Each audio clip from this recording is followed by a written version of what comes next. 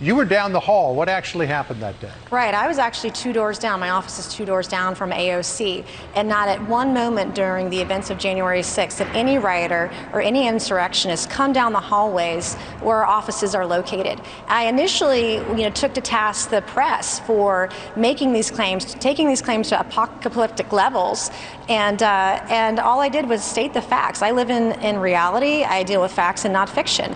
And I said that there were no rioters in the hallways of Cannon. I'm 2 doors down from you. And she lost it today. She doesn't deal in reality. She hasn't been doing that today. I think it's really important that we take members to task when they're not being honest with the American people. This division is hurting our country. Congresswoman, are you, just to be clear, alleging that she fabricated this entire story for political reasons? Or is it possible she had a different experience? She knew this was going on. And right. I'm not going to discount the trauma. I felt the events that day, they were traumatic. I've been very strong and vocal about that. I felt like I was a sitting duck. I felt like my life was in danger. These are all things that I've said. I sent my children home early that week because I was worried about violence that might transpire on Wednesday, January 6th.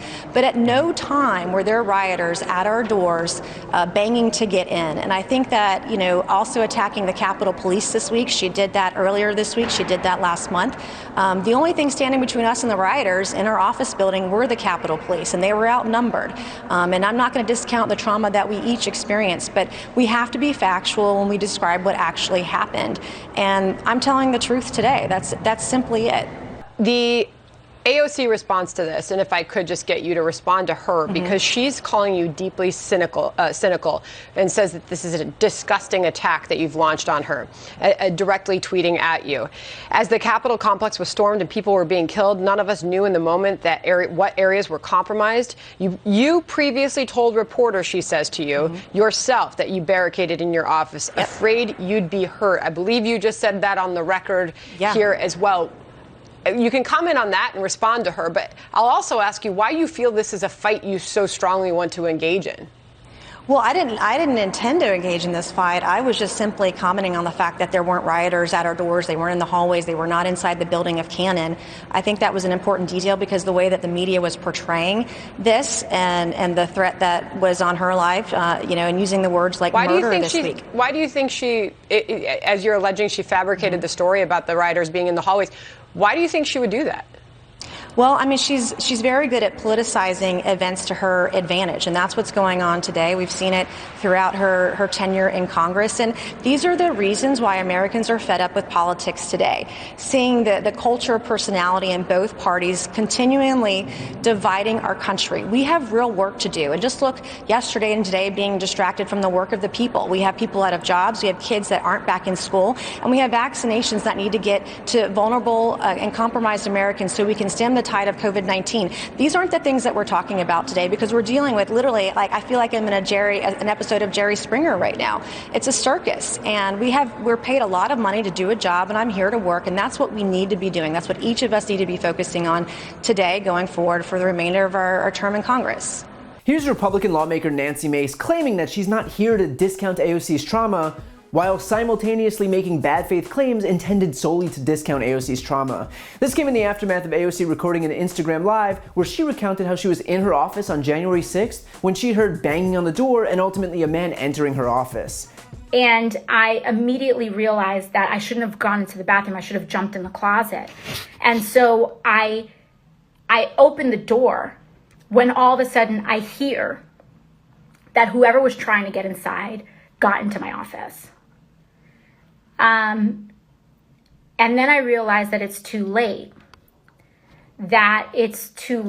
for me to get into the closet.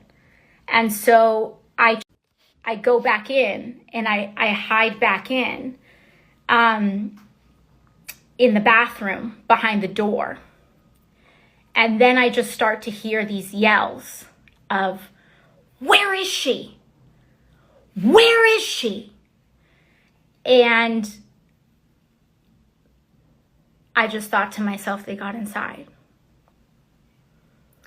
And so I hide behind my door like this, like I'm here, and the bathroom door starts going like this, like the bathroom door is behind me, or rather in front of me, and I'm like this, and the door hinges right here, and I just hear, where is she? Where is she? And this was the moment where I thought everything was over. And then Nancy Grace took to Twitter to say, quote, "I'm 2 doors down from AOC and no insurrectionists stormed our hallway," while linking to, surprise, surprise, a Fox News story outlining backlash that she wasn't in the Capitol building during the riot. Only here's the thing, she quite literally never said she was in the Capitol building. This entire argument by Nancy Mace and the right is a straw man. They're arguing against something that is imaginary. It doesn't exist. AOC never claimed to be in the Capitol building. Her entire story revolved around the fact that she was in her office when an unidentified man began banging on the door at the same time that insurrectionists were taking the Capitol. And because it was all happening so fast, she had no way of knowing whether they'd breached her building too. If any of us were in AOC shoes when a mob of people seeking to assassinate Democrats was storming buildings, we would have dealt with the same emotions that she did, and that's including Republicans. And yet instead of acknowledge that very, very basic truth, their only goal here is to feign outrage at semantics and pretend that she said something that she didn't, because all they have is performative outrage. And even the Fox News hosts ask why this is a fight she felt she needed to start. And Nancy Mace pretends that she was just innocently making the observation that there were no rioters outside of AOC's hallway, even though no one claimed that there were rioters outside of AOC's hallway. The real reason, for those of us not playing pretend, is that this is how Republicans gain popularity. They find something that AOC said, make a bad faith argument against it, and then wait for rabid Republicans and the rest of the conservative media ecosystem to defend her so that she can fail upwards. And lo and behold, here she is on Fox News getting rewarded with media attention for attacking a victim of trauma by unilaterally deciding that her trauma is misguided, as predictable as the sun rising in the morning. Mace then says that the AOC situation is why Americans are fed up with politics today. Yeah, that's why Americans are fed up with politics today, because a congresswoman recounted her experience with the mob unleashed by Republicans. Recounting the experience is the bad part, not the months-long effort to delegitimize the election, not the fact that most of the Republican Party jumped on board to spread the big lie that the election was stolen, despite zero evidence, not the fact that such a lie led to an insurrection at the Capitol, or that that insurrection led to the deaths of multiple people, including a Capitol Hill police officer. No, that stuff is all fine. It's AOC explaining that she was afraid that's the real problem here. Got it. Mace then goes on to say that Congress has real work to do, but here's the thing. A, where was Nancy Mace while Republicans were focused on overturning a free and fair election with zero evidence? I don't remember her getting up on the House floor after she was sworn in prior to the insurrection and decrying her colleagues for spreading so much disinformation that it led to a literal mob storming her place of business. And B, Democrats are doing the work that Congress should be doing. They just advanced a resolution forward for the $1.9 trillion COVID relief package. A package, by the way, that Nancy Mace didn't vote for. So she's decrying the fact that Congress isn't working while Congress is working and she's doing nothing to help. So Nancy Mace can grandstand and pretend that she's being righteous, but all she's doing is waging a bad faith attack, thereby proving herself to be just as petty and disingenuous as the worst Republican, while also targeting a trauma survivor. So if you thought that the rot in the GOP was isolated to only a few bad actors, it's not. It is all of them. And Nancy Mace made that abundantly clear, all to score a few cheap points with the base.